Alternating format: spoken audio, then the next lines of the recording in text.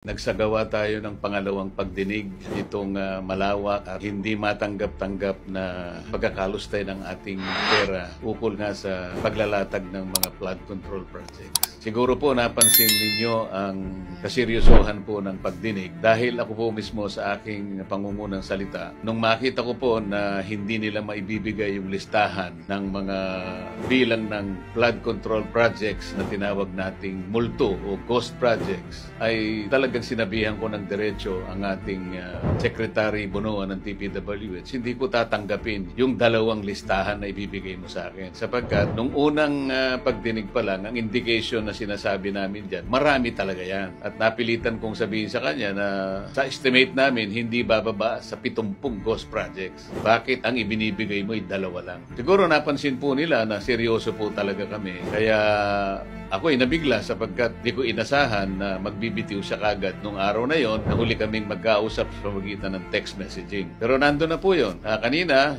lumitaw po na sineryoso din namin sapagkat alam namin yung 15 contractors na yon ay maaring matatakot na magturo ng iba pang mga sangkot dito sa maanumalyang pagkakalatag ng flood control project. Pero binigyan natin sila ng alternative. Pinayuhan nga namin na i-consider nila yung magbayad na lang sila ng danyo sa gobyerno at ituro nila kung sino yung mas may pagkukulang dito sa mga bahagi ito. Kanina po sinabi namin, kinasangkapan na namin yung AMLAC.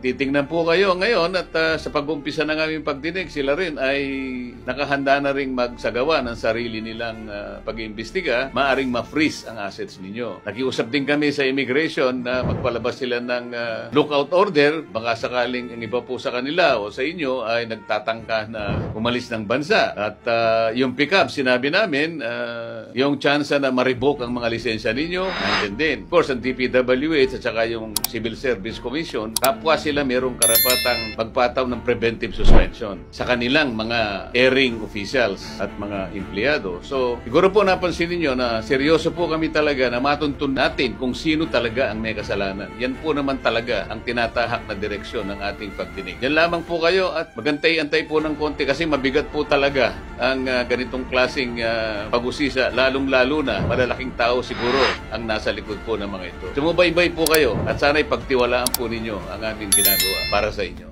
Salamat po.